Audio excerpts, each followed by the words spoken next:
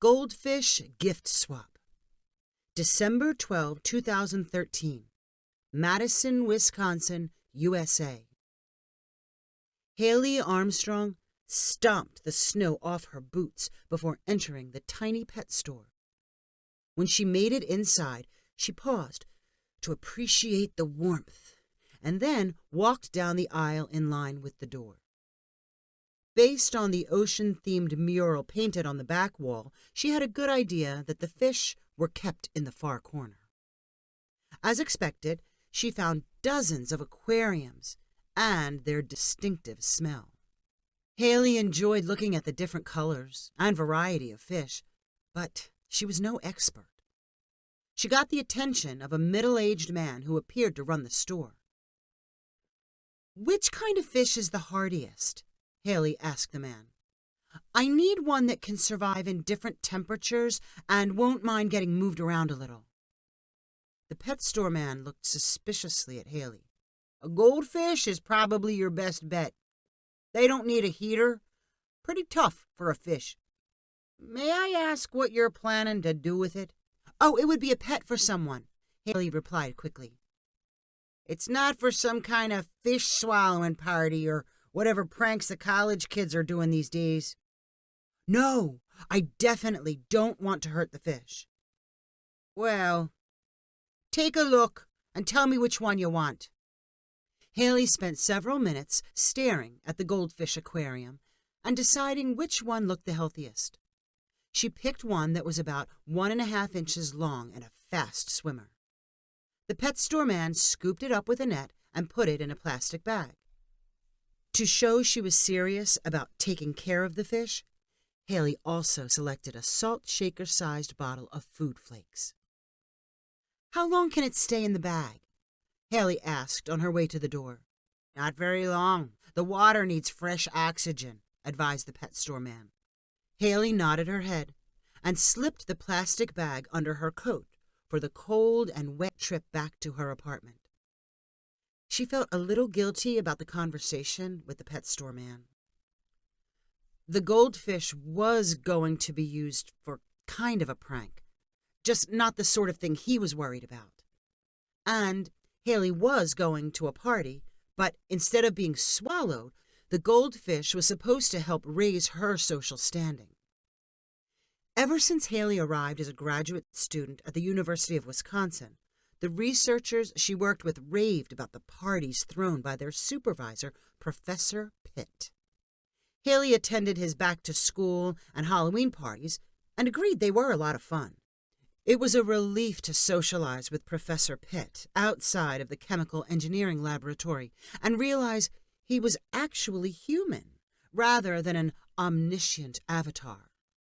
"The holiday party is the best one of the year," one of the older graduate students told Haley after Halloween. "Especially the gift exchange. You got to start thinking about your present."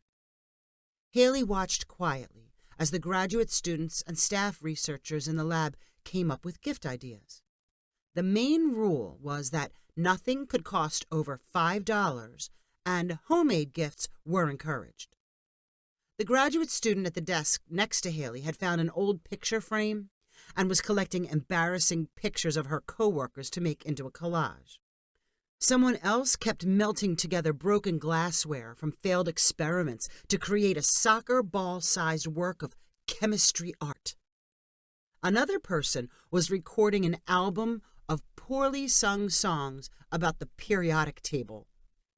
"You need to come up with something that no one really wants, something that it almost hurts to take home," Haley's deskmate told her. "The more painful, the more people will laugh, and we all figure out who brought what gift." Sure, it sounded like a lot of fun, but for Haley, it also meant a lot of pressure. She was supposed to be a good chemical engineer and creative and fun. She was having a hard enough time not getting lost in the large research group. Most of the time, Professor Pitt forgot she existed. Whenever she was in a group meeting, she let the know-it-all students do the talking. There were more than enough of them to ensure that Haley never had to say a word, which eliminated the risk of sounding like she did not belong.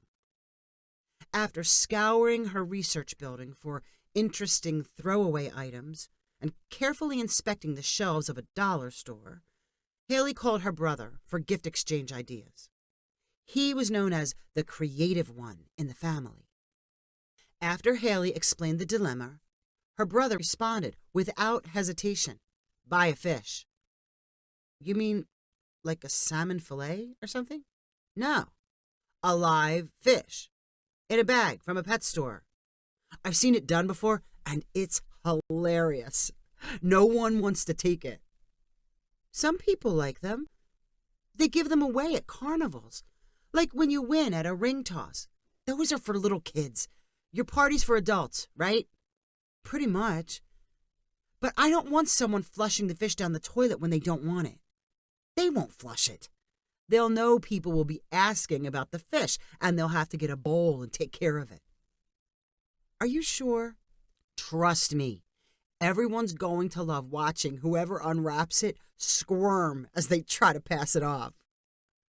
When Haley got the chosen goldfish home through the snow, she was careful to loosen the tie on the plastic bag and allow for fresh oxygen flow.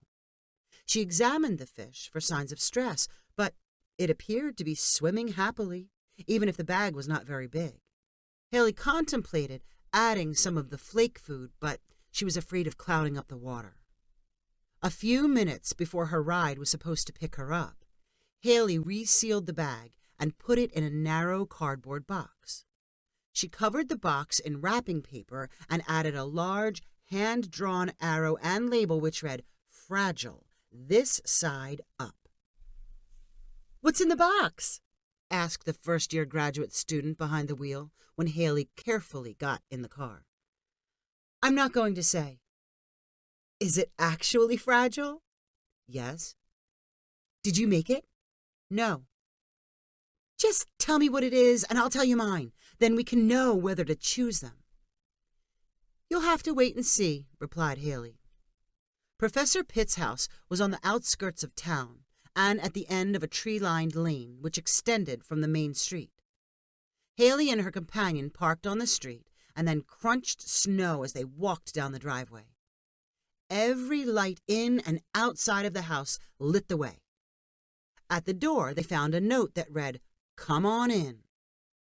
Haley left her boots and coat at the pile of clothing near the entrance.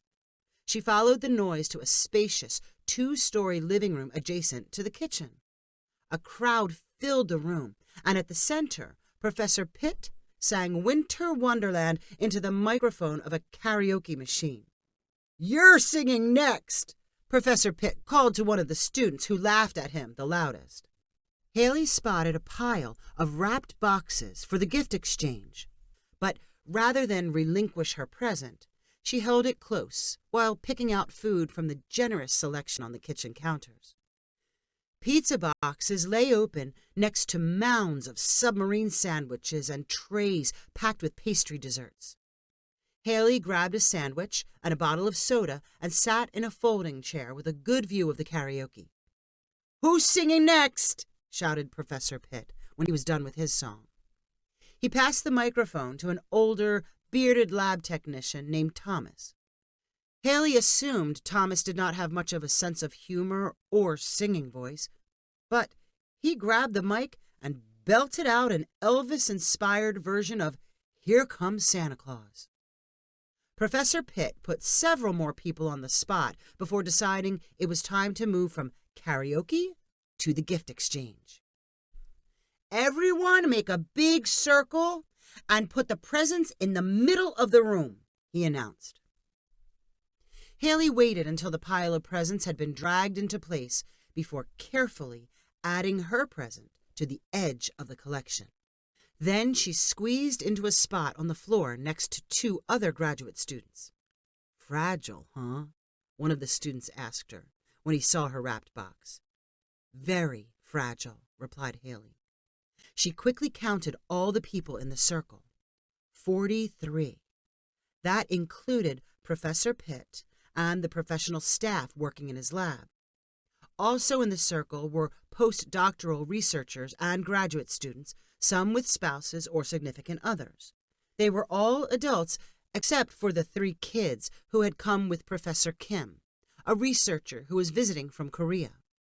Professor Kim wanted to make sure his entire family experienced as much American culture as possible, and that included Professor Pitt's holiday party. "I think you all know the rules of our gift exchange," announced Professor Pitt. "Some people might call it Yankee swap or a white elephant exchange. None of you were supposed to spend much money on these gifts. When it's your turn, you can choose to steal a present that's already open or open one that's still wrapped. So we're not doing this all night. Let's say a present can only be stolen 3 times. As Professor Pitt explained the rules, Professor Kim quietly interpreted for his wife, who did not speak much English. She nodded like she understood, and Professor Pitt passed around a hat containing numbers written on slips of paper. "Who's got number 1? Asked Professor Pitt. One of the postdoctoral researchers raised her hand and then stood to inspect the pile of gifts. She lingered over a shoe-sized box, shook it, and then peeled off the wrapping paper. "A set of safety gloves with holes in the fingers," called the laughing researcher. "I think I recognize the acid burns. Who wants to trade?" Almost everyone in the circle laughed and pointed to who must have wrapped up the gloves. The graduate student who had drawn number 2 from the hat stood and circled the present pile. She chose what looked like a book wrapped in fancy silver paper. When she opened it, it turned out to be a notebook full of ridiculous patent ideas.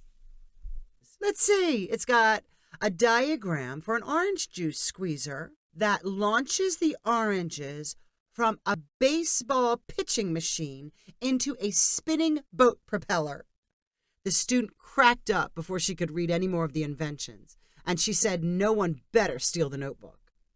The crowd pointed to a red-faced student who admitted he had brainstormed all the ingenious contraptions and drawn all the pictures. Haley watched as more presents were unwrapped, and she worried that all the smart people surrounding her would not think her goldfish was creative enough. It was Professor Kim's turn. He had only brought 1 present for his entire family, and he sent up his kindergarten-aged daughter to pick the present they would get in return. Without hesitation, she rushed right for Haley's box. "Uh-oh, maybe that's not the one you want," Haley squeaked from her spot in the circle. Undeterred, the little girl tore off the wrapping paper and opened the box. Her eyes grew wide, and she froze, as if an invisible hand had reached out of the box and grabbed her. Then she shrieked, "Fish! Fishy! Fish! Fishy!" The girl grabbed the bag and held up the goldfish. Her older brother and sister screamed and ran over to look. They danced around singing, "Fish! Fish!" combined with unknown Korean words. The children's mother buried her face in her hands and then looked angrily at Professor Kim and everyone sitting in the circle. Professor Pitt doubled over in laughter, and the rest of the room followed. The kids kept chanting in English and Korean.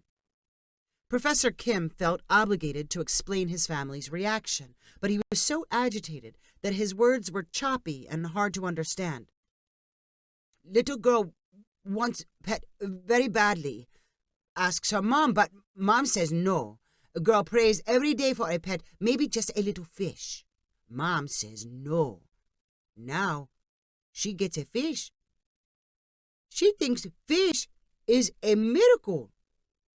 "Well, I think it's a miracle, too," said Professor Pitt, still chuckling to himself. "Who brought the fish?"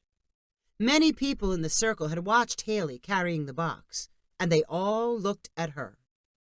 "You were definitely inspired, Haley," called Professor Pitt. "I knew you'd come up with something good. No matter what else we open tonight, this will be my favorite gift exchange ever." The 3 Kim kids finally settled down and returned with the fish to sit next to their parents. Subsequent gift selectors did plenty of stealing and trading, but no one dared to look closely at the fish for fear of making the little girl cry. Her mother stayed stone-faced for the rest of the night. Haley worried about the Kims until they stood up to leave. She rushed over to pull the can of fish food from her pocket and hand it to Professor Kim. "I'm so sorry about the fish," Haley whispered. "I didn't mean to make your wife mad." "You made my daughter very happy. We will see what happens," said Professor Kim. Haley did not sleep well that night, as she wondered whether she should buy a small aquarium and give it to the Kims for the fish. When she went into the lab to find Professor Kim the next day, she was greeted by 2 senior graduate students who usually ignored her.